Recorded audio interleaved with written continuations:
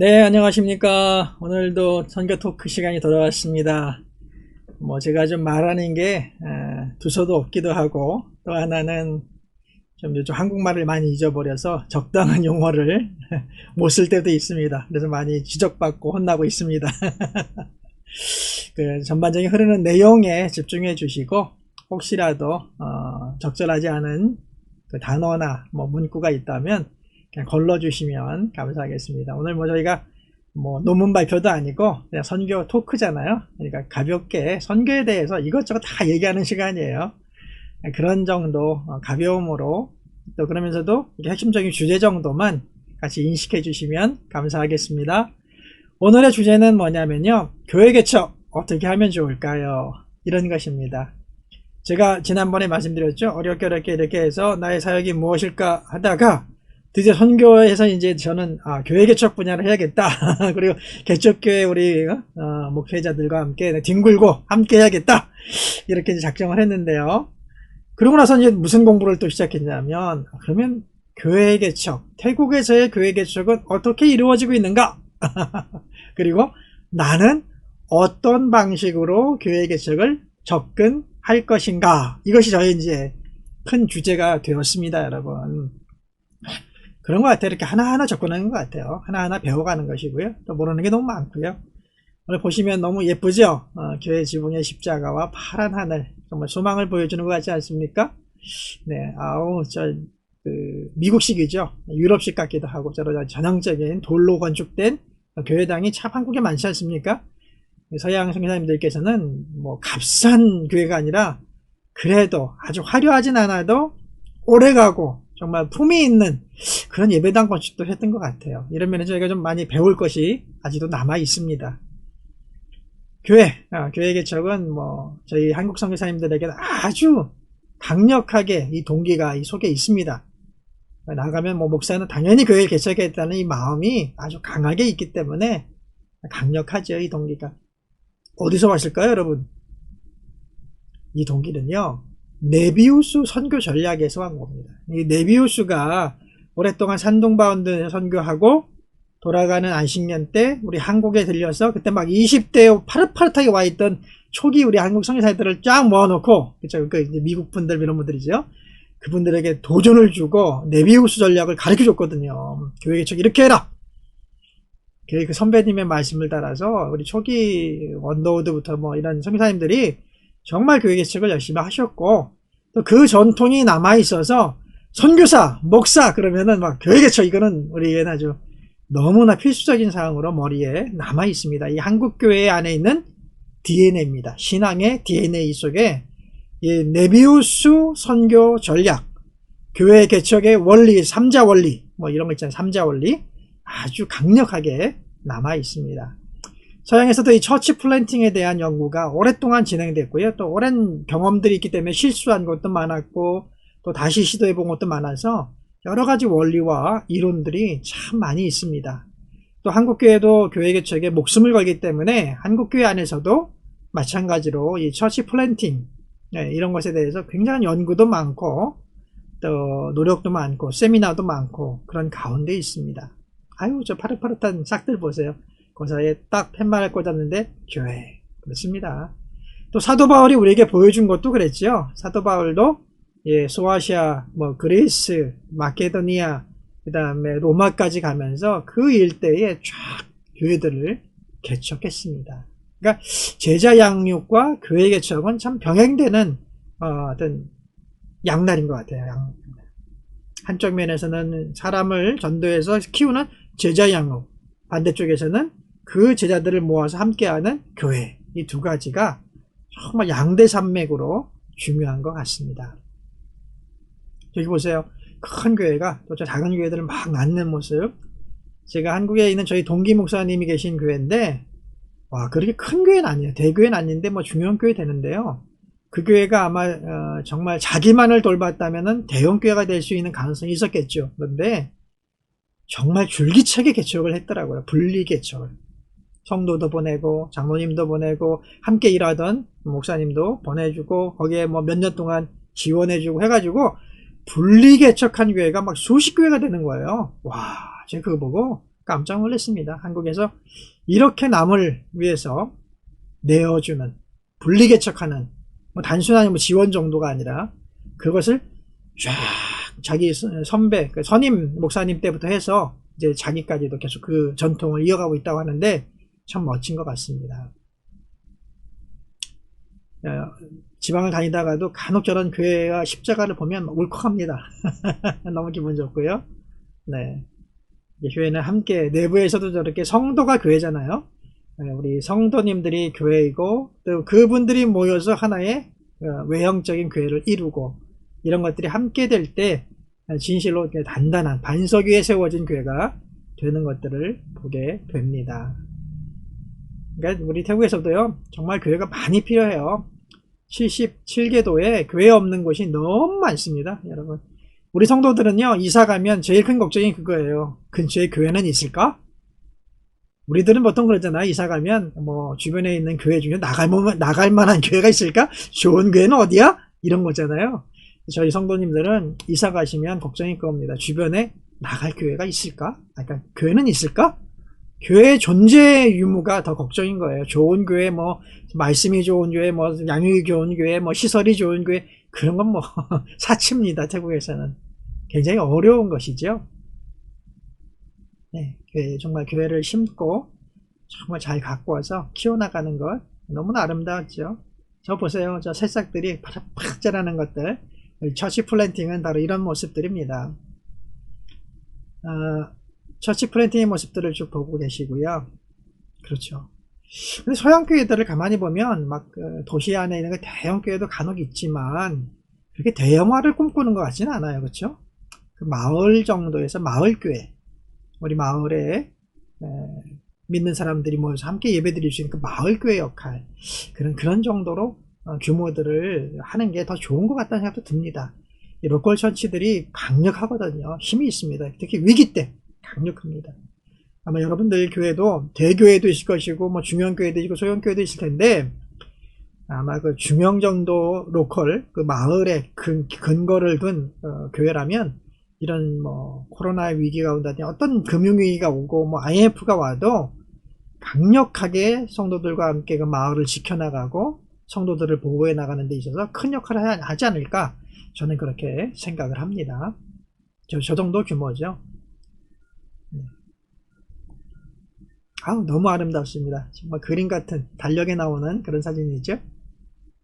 네, 이거는 저 북유럽에 있는 교회들인데 아주 뭐 단순미가 있으면서도 또 경건해요. 교회는 져야 될 것 같아요.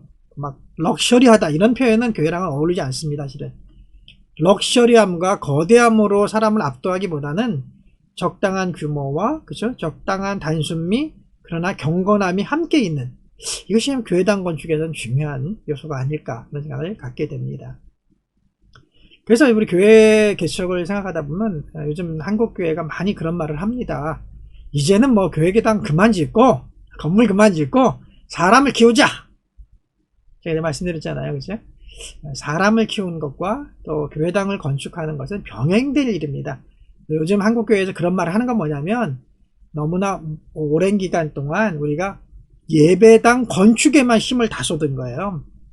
균형 없이. 그러다 보니까 그 반성에서 이제는 좀 그만 짓고 사람을 키우자 이렇게 얘기하는 건데, 사실은 사람을 키우는 것과 예배당 건축은 이 밸런스를 맞춰가면서 함께 가야 될 일입니다. 지금까지는 이게 너무 없었던 거죠. 이것만 했으니까 이제 반성해서 사람 키우자 막 이런 얘기하는 거지, 사실은 이 두 가지가 밸런스를 가지고 함께 나아가야 되는 것입니다. 여러분 자녀를 한번 생각해 보세요. 자녀를 처음에 기를 때, 양육할 때는 그렇죠, 어느 정도까지는 계속 사람을 키우는 일이죠. 애가 잘 되고 공부하고 건강하고 그렇죠, 바른 인격을 형성하고 바른 신앙을 가지도록 계속 지도해 주는 것, 이것이 이제 사람을 키우는 일이지 않습니까? 근데 어느 시점이 오면 어떻게 합니까? 독립해야 되고 거처를 마련해야 되고 직장을 마련해야 되고 나중에는 결혼을 해서 가정을 꾸리고 집을 마련해야 돼. 이게 순서지 않습니까? 그러면 거기서 계속 사람만 키울까요? 아니죠. 이 두 가지가 밸런스를 가지고 함께 나아가는 것이, 그것이 바로 처치 플랜팅의 이제 바른 구조지요. 그러나 예배당 아무도 없는데 예배당부터 짓는다, 이건 좀 이상하지 않습니까? 아직 자녀가 두세 살인데 갑자기 집부터 사요. 요즘 부자들은 그렇게 하지만 일반적인 사람들은 그렇지 않지 않습니까? 그렇습니다. 우리가 먼저 교육하고 사람을 전도하고 양육하는 일을 하죠. 그러면서 이것이 성장하고 사람들이 많아지면 어느 순간에는 이제 그들이 거처할 수 있는, 담을 수 있는 용기, 예배당이 필요한 거죠. 그리고 이거 예배당도 어느 정도 규모와 또 오랫동안 또 지속돼야 되니까 든든함과 또 경건함이 함께 있는 그런 예배당 건축이 필요한 게 되는 것입니다. 사람을 키우자는 것은 뭐 당연히 동의되는 말씀이고요. 그 사람을 키우는 것과 동시에 그 사람이 성장하고 거하고 앞으로 큰 또 뜻을 품고 나아갈 수 있는 그 보금자리 같은 그런 예배당 건축도 함께 생각하는 것이 지혜로운 것이죠. 예전에 우리나라 가정은 가난했지만 딸을 낳거나 아들을 낳으면은 나무를 심었다고 합니다. 딸을 낳으면은 오동나무를 심었죠. 그리고 아들을 낳으면 뭐 느티나무나 그런 걸 심었습니다. 왜 그렇습니까? 아들은 결혼해서 집을 지어야 되기 때문에 집을 지을 수 있는 제목이 될 수 있는 나무를 심은 거고, 그죠? 딸은 결혼하면 혼수, 가구를 만들어야 되기 때문에 가구를 만들 수 있는 나무를 미리 심은 거예요. 그래서 그들이 성장해서 어느 정도 20살 정도 됐을 때 그 나무들이 한 20년 되니까 클 거 아닙니까? 20년생 나무를 잘라서 그렇게 요긴하게 사용했다는 것이죠. 얼마나 지혜롭습니까? 오늘날 교회 개척, 처치 플랜팅도 바로 그런 것이죠. 우리가 처치 플랜팅을 사람만 키우는 것도 아니고 월급만 보내주는 것도 아니고 사람을 키우고 지지해 주면서, 그죠? 교육도 하고 지지하고 성장시켜 할 수 있도록 도와주면서 동시에 그를 위해서 장기 플랜으로 예배당 건축도 함께 가서 어느 시점에서는 이 둘이 합쳐져서 또 아주 든든하게 되도록, 참 멋지지 않습니까? 그런 플랜이 이 교회 개척에 필요하다는 것을 저도 지난 20년 동안 경험을 통해서 배워왔습니다. 교회 개척 방법론도 여러 가지가 있어요. 뭐 사도적 교회 개척을 하자, 그렇죠? 그 다음에 교회 개척 새로운 패러다임이 있다, 뭐 이런 책들도 나오고요. 교회 개척 훈련 세미나 해가지고 교단에서 교회 개척 원하는 분들을 접수받아서 계속 이렇게 훈련시키는 과정들도 또 요즘 생기고 있습니다. 교회 개척 이야기, 교회 개척했던 경험담들을 이렇게 또 말씀해 주시기도 하고요. 심지어 교회 개척 매뉴얼이라는 것도 있습니다. 어떻게 하면 좀 실수 안 하고 실패 안 하고 좀 더 성공적인 교회 개척을 할 수 있을까라고 이제 선배들이 경험을 이제 나눈 거겠죠. 네. 그리고 또 하나는 이제 그냥 교회 개척이 아니라 처음부터 방향을 가져야 되는데 선교적 교회를 개척해야 된다라는 방향으로 처음부터 교회는 이런 모습이어야 된다는 교회론을 제시하기도 합니다. 교회 개척 전략 굉장히 중요하죠. 선교적 교회 개척 세미나. 그래서 뭐 북미에서도 또 요즘 한국에서도 저런 제목의 세미나가 요즘 많이 일어나고 있습니다. 참 감사한 일입니다. 전방 교회 개척, 우리 선교 전략 중에 나오는 단어인데요. 최전방에 나가서 교회를 개척해 나가자. 후방에서 너무 안일하게 있지 말고 우리 선교사의 대부분 50% 이상은 좀 전방으로 배치되어서 적군들과 싸우면서 교회를 개척하는 그런 사역을 하자라는 취지지요. 너무 많은 사람들이 후방에서만 사역하려고 하니까 그러지 말고 다 같이 선교사로 나왔더라도 우리가 좀 더 전방으로 적극적으로 나아가서 개척하는 그런 선교를 하자, 이런 전략을 이제 제시한 반성 중에 또 하나였죠. Churches planting churches. 예, 교회가 교회를 또 낳도록 하자. 예, 사람이 사람을 낳고 교회는 교회를 낳고 그런 이제 전략들도 나오고 있습니다. CPM 전략이라고 처치 플랜팅, 예, 그런 이제 전략이죠. 우리 태국에서도 저런 이제 세미나들이 현지인 대상으로 또 선교사님들 대상으로 정기적으로 있습니다. 지금 코로나로 중단됐는데 아주 중요한 모임입니다. 그래서 교회들을 저렇게 곳곳에 세워나가는 것이. 제가 이제 처음에 교회를 개척하려고 할 때 선배님들의 우선 상황을 봤습니다. 저희 교단은 뭐 몇 명 없을 때예요. 저희 선배님은 신학교에서 가르치고 계실 때고, 또 한 분 더 계셨는데 그분은 한인교회를 하셨고, 그러니까 뭐 제가 세 번째였어요. 저희 교단 선교사로. 그러니까 뭐 참고할 만한 게 저희 교단 안에는 별로 없었습니다. 그러니까 이제 태국 선교사님들 전체로 리서치를 해보는 거죠. 교회 개척하시는 분들이 어떤 타입으로 어떻게 해왔는가, 그 결과는 무엇인가, 제가 쭉 이제 탐방도 다니고 방문도 하고 조언도 듣고 했는데 그때 알게 된 게 뭐냐면 그때 교회 개척을 주로 하고 계셨던 우리 성사님들이 담임 목회 하시는 분들이 참 많았어요.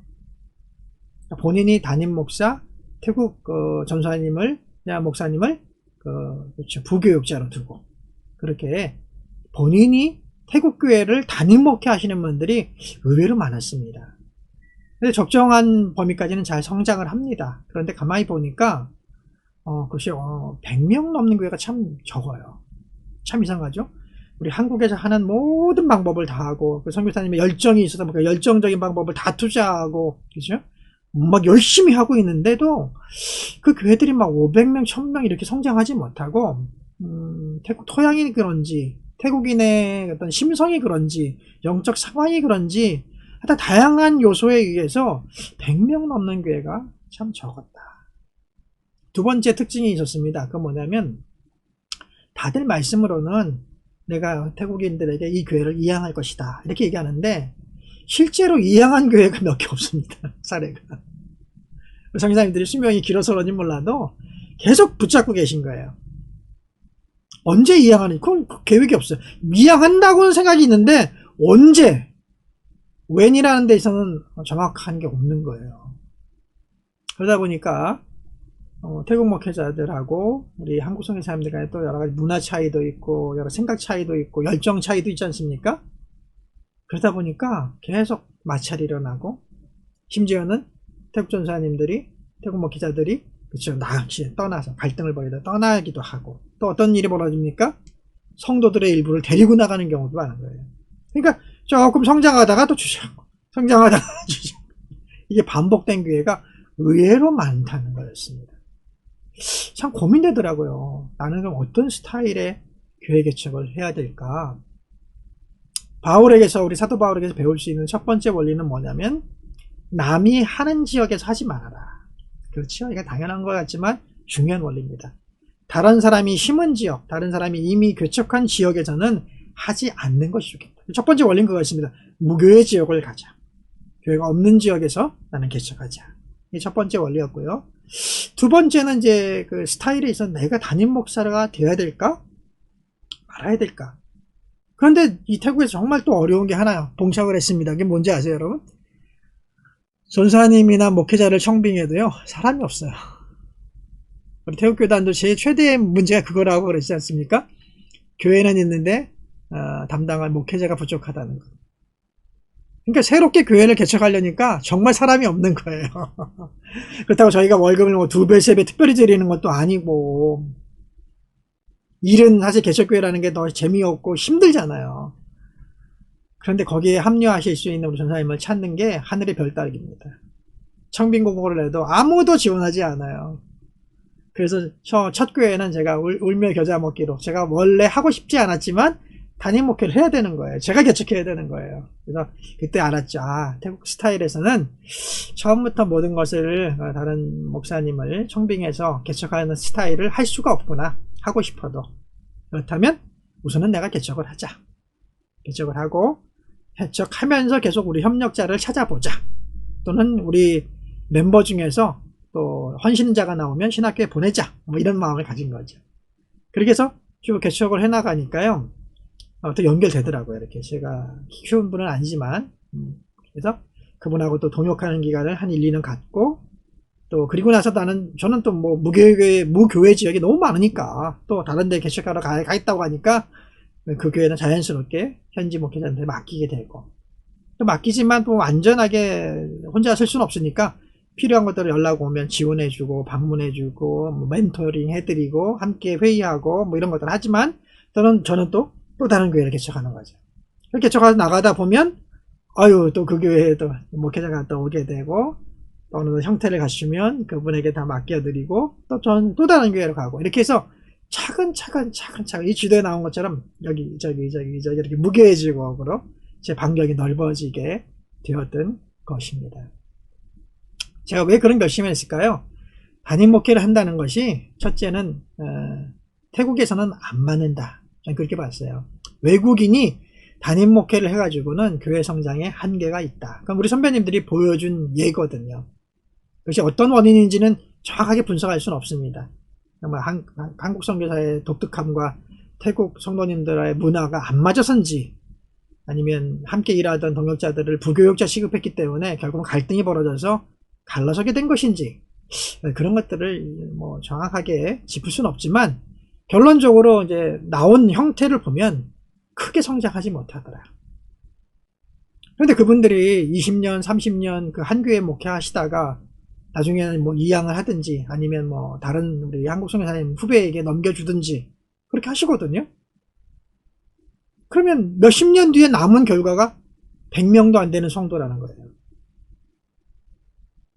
그래서 그렇게 할 바에는 내가 앞으로 한 20년, 30년 정도 선교할 수 있는데, 은퇴까지 내가 이렇게 계속적으로 부족하지만, 그리고 아직 우리 태국 목회자들이 많지 않아서 함께 일하는 것도 쉽진 않지만, 차근차근 내가 개척하고 함께 일하고 또 넘겨드리고 함께 일하고 넘겨드리고 해서 팀을 만들어가는 거죠. 이렇게 바울과 여러 동역자들처럼 팀을 만들어가는 우리 개척교회단, 개척교회 모임 뭐 이런 것을 만들어가면서 계속 우리가 개척해 나가는 것은 어떨까? 그러면 한 교회당 우리 한국 선교사님처럼 막 열정적으로 가지고 100명이 아니라 뭐 70명이 되더라도 50명이 되더라도 그 교회가 오히려 곳곳에 세워져서 10개가 되고 20개가 된다면 2,000명이잖아요.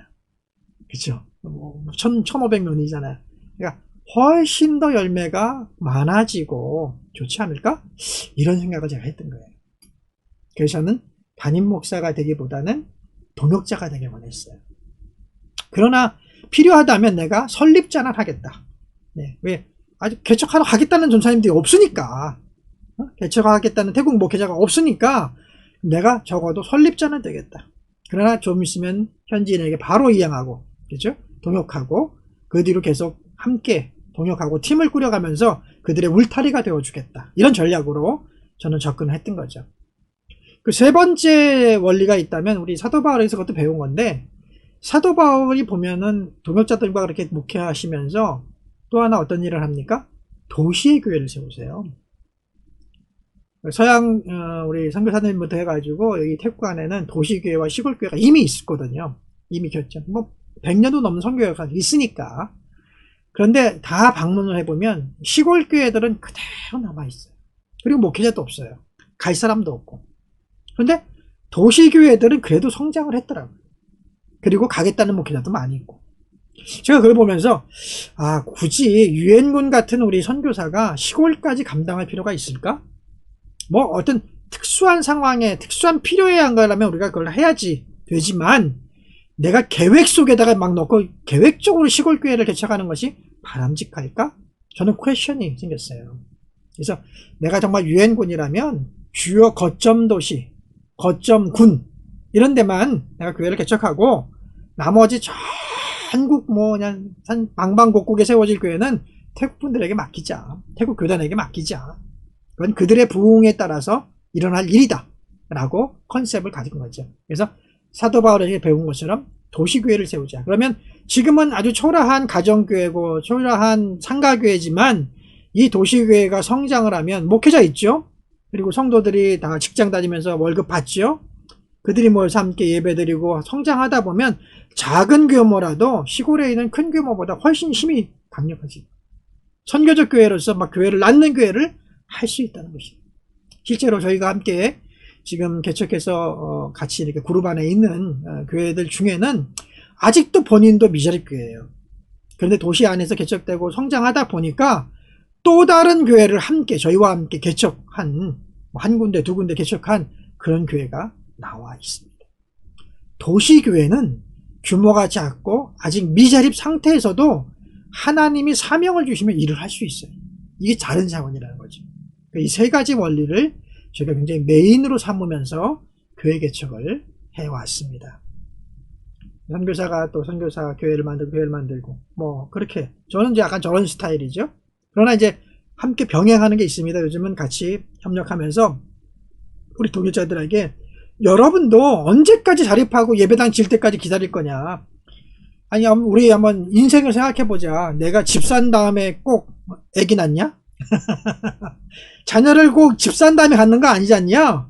우리가 어느 정도 나이가 성장하면 결혼하는 게 당연한 것이고, 또 사랑하는 사람이 있으면 결혼하는 게 그게 하나님의 원리고, 하나님이 복 주시면 또 자녀를 얻는 게 원리고, 그 살다 보면 집도 생기는 거고 차도 생기는 거지.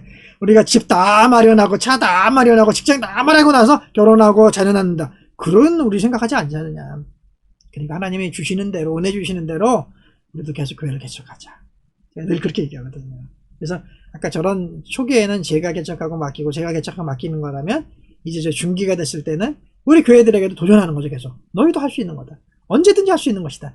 자립하고 예배당을 지은 다음에 할 일이 아니다.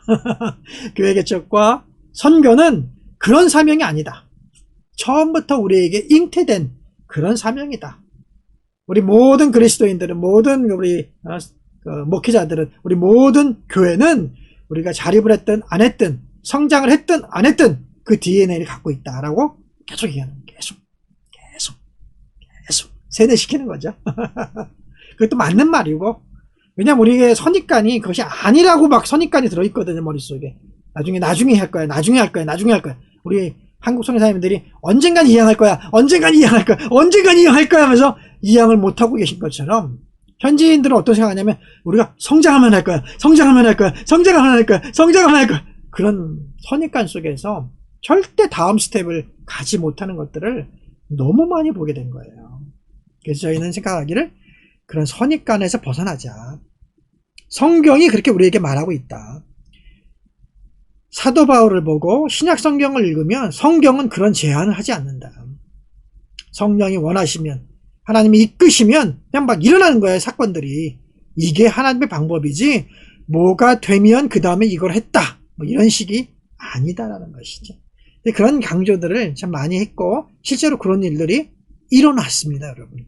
할렐루야.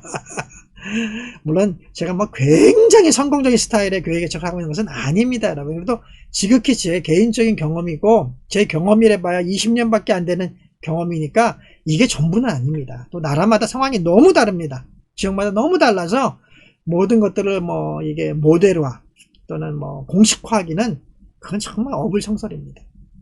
그럼에도 불구하고 제가 느꼈던 태국에서의 교회 개척담들을 함께 나누고 있는 것이죠.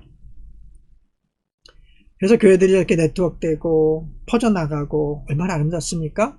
교회가 작으면 연합해서 수련회 하면 되고, 그렇죠? 연합해서 뭐 집회하면 되고, 그런 거죠.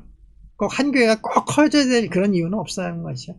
그러나 저렇게 경건한 모습의 예배당을 짓고 저들이 마지막에 그런 곳에 들어가게 되는 것을 제가 꿈꾸고 있어요. 아직 우리 교회들 중에는 저런 예배당을 마련하지 못한 개척교회가 많이 있습니다. 그런 교회들이 언젠가는 정말 자신들의 규모에 맞는 그런 경건한 그런 아름다운 예배당을 또 마련하게 되기를 함께 기도하고 있습니다. 교회는 저렇게 함께 동역하면서 그 사이사이에 우리가 교회를 세워나가는 것이지요. 동역자들입니다. 복음의 동역자들, 너무너무 중요하지 않겠습니까? 네. 함께 교회를 저렇게 촥촥촥촥 나도 하고, 그렇죠? 너도 하고 함께 개척하는 거죠. 전도도 마찬가지지만, 사람을, 제자를 낳는 것도 똑같지만 교회를 개척하는 것도 바로 저런 원리에 의해서 나아가는 것입니다. 정말 모내기 하듯이, 태국에서도 저 모내기 하시는 그 농부들이 가장 고생하세요. 가장 생명을 다루고 있는 거죠. 공장에 계신 분들보다 어떤 의미에서는. 저는 그래서 허치 플랜팅이 가장 힘들고 어렵고 남들이 꺼려하는 그런 것일지 몰라도 행복합니다. 그런 면에서 굉장히 행복합니다. 그리스도를 중심으로 사람들이 모여서 교회를 만들어지고 교회를 형성하는 것, 너무 아름답고 보람이 있는 일입니다. 인생을 바칠 만한 가치가 있는 것입니다. 여러분에게 그런 교회 개척에 어떤 함께 할 수 있는 그런 기회나 또 소식과 요청이 있다면 하십시오, 여러분. 내가 성장해서, 내가 부자가 돼서, 내가 뭐 이걸 갖춘 다음에, 내가 내 집을 사고 나서, 그런 조건 달지 마세요. 그러다 보면 기회를 다 놓치게 됩니다. 기회는 왜, 그잖아요. 유명한 말이 있잖아요. 앞머리가 없고 뒷머리만 있다고. 기회라는 것은. 그래서 우리가 앞으로 올 때, 그죠? 앞머리만 있다고 그랬죠. 앞머리가 있고 뒷머리가 없어요. 그래서 앞에 있을 때 탁 잡아야지, 아차 하면 뒷머리 잡으려고 그러면 머리가 없어서 못 잡는다고, 그런 말이 있지 않습니까? 여러분, 주님이 기회를 주실 때 하는 겁니다. 내 형편이 돼서 하는 게 절대 아닙니다. 아름다운 저런 예배 모습, 전 정말 그리고 있는데 아직도 우리 교회들은 다 너무 초라하지요. 저희 선배님이 하고 계시는 전도훈련원입니다. 이런 곳에서 우리 목회자들을 훈련시켜 주세요. 전도훈련 시켜 주십니다. 이런 것도 정말 중요한 사역입니다. 사람을 키우는 일이죠. 예, 그들이 나가서 더 전도하고 사람을 키우고 제자 삼은 다음에 그리고 교회의 당을 또 짓게 되는 이런 일들이 단계적으로 일어나는 것이죠. 함께 일어나는 일. 아니, 저희 교회 중에 개척교회 하는 것이죠. 한 사람 세례받았다고 그냥 우리 전사님 앞에 있는 여기 계신 앞에 계신 분이 전사님인데 몬뜨리 전사님이세요. 너무너무 행복한 표정 아닙니까? 저 뒤에 같이 동역하시는 우리 태국 전사님들이 목사님들이 같이 가셔서 저와 함께 세례를 줬는데 뭐 저희 세 사람보다 우리 몬뜨리 전사님 막 춤출 것 같잖아요. 너무 행복해 하시죠. 이게 동역의 맛입니다. 동역하는 맛입니다. 진짜 이게. 교회가 교회를 낳는 것. 교회는 또 다양해요. 저희 상가교회도 있고 뭐 개인주택교회도 있고 연립주택교회도 있고 뭐 다양한 교회로 저희가 교회의 모습이 있습니다. 꼭 한 가지 유형으로 확정할 필요는 없습니다. 주님이 얘기하시죠? 나와 함께 가자. 그런 것처럼 우리도 현지의 동역자들에게 말을 해야 됩니다. 나와 함께 합시다. 동등하게. 당신과 내가 친구처럼 동등마음을 가지고 우리 함께 갑시다. 나는 서로 주로 돕는 일을 한다면 당신은 뭐 직접 돌보는 일을 하시고 그래서 우리 함께 갑시다 라고 얘기할 수 있는 것이 이 교회 개척에서도 굉장히 중요한 원리 중에 하나인 것 같습니다. 나는 씨앗을 심었고 아볼로는 물을 주었으나 자라게 하시는 분은 하나님이십니다. 너무 사도 바울의 이 멋진 비유가 멋진 이 생각이 저희 교회 개척 처치 플랜팅을 하는 사람들에게는 굉장한 모범입니다. 다 자랑할 것이 없습니다. 여러분. 내 것이 없습니다. 여러분. 함께 하면서 그 교회는 끝까지 남을 거예요. 저도 사라지고 태국 목회자도 사라지고 그래도 그 교회는 남아서 성도들과 함께 이 땅에 뿌리를 내리겠죠. 그것이 교회 개척입니다. 우리 개인보다 훨씬 오래가는 것이 이 교회 개척입니다. 동역자, 우리는 동역자입니다. 얼마나 멋있습니까? 사도 바울이 모두를 초대해서 나의 동역자다 라고 말하는 것 참 멋지지 않습니까? 우리 태국 목회자들인 것 같아요. 저랑 같이 일하는 분들은 아닌데 불이람에서 이렇게 목회자 훈련을 하시는 분의 사진이라고 저는 생각하는데요. 저렇게 보십시오. 저분들이 듬직해 보이십니까? 어떤 의미에서는 우리 한국 목사님들은 듬직해 보이는데 태국 목사님 만나면 듬직하지 않게 여기는 분들도 많습니다. 그러나 그분도 소명을 받은 하나님의 목회자라는 것이지요. 태국 목회자들이 이제 한국 방문이나 이런 거 하실 때 또 이렇게 찍은 사진인 것 같은데 초라해 보이고 뭐 배움도 적은 것 같이 보여도 하나님이 인정하는 귀한 동역자라는 것이죠. 이 동역자 의식, 우리 한담대 방문했던 우리 태국 목회자들 모습인데 청년들 모습인데 귀한 동역자라는 것입니다. 얼핏 보면 뭐 외국인 근로자 같고 그렇죠? 외국인 이주 노동자 같이 보이잖아요. 그런데 하나님의 소명을 받은 귀한 동역자라는 것이지. 저분들의 가치를 높게 하고 우리가 저분들과 손을 잡고 동등한 위치에서 함께 파트너가 될 때 교회 개척은 안전해집니다. 든든해집니다. 내가 뿌린 것 이상의 결과들이 나오게 됩니다. 이런 것들이 교회 개척하면서 제가 느꼈던 일들입니다. 여러분. 다양한 우리 태국 목회자들 모습이죠. 교단 지도자들도 계십니다. 정말 존경할 만한 분들도 많이 계십니다. 제3세계 목회자라고 해서 우리가 항상 연약하게 보고 우습게 보고 부족하게만 본다면 그것은 우리 목회자를 나누는 것이고 하나님의 부르심을 그렇죠? 차별하는 것이 됩니다. 그런 의식에 빠져서는 절대 안 됩니다. 나에게 보내주신 귀한 동역자다 하는 마음으로 저분들과 함께 교통하고 때로는 저분들에게 지도를 받기도 하고 지금 보시는 분 총회장님이시거든요. 저런 분들의 말에 우리가 귀를 기울이고 지도를 받기도 해야 되는 거예요. 때로는 우리가 저분들을 가르치기도 하고 그렇죠? 나누기도 하지만 지도를 받을 수도 있다라는 것을 생각합니다. 우리 성교사님들께서 헌당하신 여러 헌당 사진들을 제가 한번 인터넷에 찾아봤습니다. 저도 뭐 헌당한 교회가 몇 군데 있는데요. 저런 산적교회들이 주로 많지요. 그렇죠? 요건 조금 더 규모가 있습니다. 그러나 규모가 작고 연약한 그런 교회들도 참 많이 있습니다. 예배당 건축을 생각할 때 저는 그런 생각도 해봅니다. 서양 성서가들은 적어도 우리 도심지에다가 100년, 200년 가도 괜찮은 정말 규모 있는 또 든든한 그런 교회들을 많이 지어주셨는데, 우리는 너무 교회 개척 그러면은 뭐 1,000만 원으로 질 수 있는 저 산적교회, 저 시골교회 이런 것만 너무 생각하는 건 아닐까? 뭐 1,000만 원, 2,000만 원 좀 많이 드리면 한 3, 4천만 원 들여서 교회당 헌당하는 걸 너무 좋아하세요. 그런 연락들이 참 많이 와요. 그런데 제가 만약 산족 사역을 하시는 선교사라면 좀 그것도 웰컴입니다. 뭐 산족 지역에서는 그 정도 규모만 해도 그 마을에서는 괜찮은 교회거든요. 그런데 여러분, 저처럼 도시 사역하는 선교사에게는 참 이건 어떻게 말씀을 드려야 될지 참 난감할 때가 많습니다. 땅을 사는 데만도 한 2, 3억 들고요. 그리고 예배당까지 지으려면 또 2, 3억이 또 듭니다. 그럼 한 5억에서 한 6억은 예산을 잡아야 되는데, 그런 거 도와주겠다는 교회는 참 없습니다. 100년, 200년 갈 수 있는 초라하지 않고 제대로 규모를 갖춘 그런 예배당을 담길 수 있는 선교지에 정말 내 교회를 짓듯이, 내 교회도 막 50억, 100억 그런 거 짓지 않습니까? 그래서 적어도 한 5억, 10억 들여서 정말 그 땅에 100년 뒤에도 남을 수 있는 그런 아름다운 도시교회들을 우리 짓겠다고 하는 그런 교회들도 좀 나왔으면 좋겠다. 그런 생각을 가지게 됩니다, 여러분. 교회겠죠? 사람을 키우는 일입니다. 언젠가는 예배당도 필요하거든요. 언제까지 우리는 1,000만 원, 2,000명짜리, 2,000만 원짜리 벽돌, 아니 벽돌 아니야, 블럭집들, 또 나무집들, 뭐 이런 가벼운 교회 건축만 참여할 것인지. 우리가 지금까지 건물만 지었다 할 때 그 건물들이 대부분 이렇게 만만한 건축이 많습니다.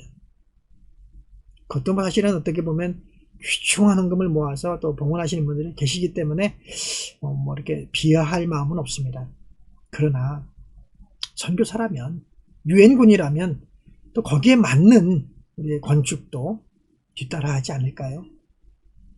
태국의 77개 도에 적어도 한 도에 도청 소재지가 있는 도시는 하나씩 다 있지 않겠습니까? 그리고 그래도 도인데 그 안에 중견 도시가 10개는 있지 않겠습니까? 그러면 77개 도에 10개 중요 도시, 그러면 770개가 되나요? 네, 770개 도시에 그래도 100년, 200년 갈 수 있는 그런 규모 있는 교회를 한번 우리 짓자. 그런 교회들, 그런 공동체들과 만나서 우리 한번 교회만 짓자는 게 아니라 그 도시에서 막 고군분투하고 계신 그런 우리 아름다운 공동체들과 우리 접속해서 정말 규모 있는 그 도시에 정말 자랑거리가 되고 벤치마킹 될 수 있는 그런 우리 교회들을 세워나가자. 770개의 교회를 세우자. 그런 비전도 중요한 비전이 되지 않을까, 저는 조심스럽게 생각을 해봅니다. 너무 가볍게 나도 교회 하나 졌어, 우리 교회도 뭐 10개 졌어, 그 10개 다 합쳐봐야 그 도시교회 하나의 규모와, 그렇죠? 헌신도 아닌 너무 가벼운 헌신에 빠져 있는 것은 아닐까? 그래서 가벼운 교회 짓기 경쟁을 지금 한국교회가 해온 것은 아닐까? 그런 반성도 사실은 조금 가져봅니다. 여러분, 아름다운 처치 플랜팅, 사람을 세우고 또 예배당을 건축하고, 그래서 그 둘이 합쳐져서 강력하게 그리스도의 유전자를 가지고 이 땅에 뿌리를 낼 수 있는 처치 플랜팅, 오늘 태국에서 가졌던 처치 플랜팅의 여러 예들 또 기준들을 함께 나눠봤습니다. 여러분들에게 마음 도움됐으면 좋겠고, 또 함께 생각할 수 있는 주제가 됐으면 합니다. 제 말이 정답이 아닌 것은 아시죠? 저도 지금 수많은 시행착오를 겪으면서 계속 발전해 가고 있는 중입니다. 뭐 제가 완성된 선교사도 아니고 정답을 드리는 선교사는 더더욱 아닙니다, 여러분. 함께 고민해 가면서 더 바람직한 처치 플랜팅, 교회 개척 사역은 어떤 것일까? 선교지에서 또 태국 상황에서 어떻게 하면 우리가 좀 더 든든하고 건실한 그런 교회 개척을 진행해 나갈 수 있을까? 그런 것들을 한번 고민하자는 것입니다. 여러분들과 함께 고민했던 이 처치 플랜팅이 태국에서 정말 77개 도에 7만여 개의 마을에 좀 교회가 저렇게 그 마을을 품을 수 있는 교회들이 세워지는 날이 곧 오게 되기를 함께 소망하겠습니다. 오늘 선교 토크 마치겠습니다. 감사합니다, 여러분.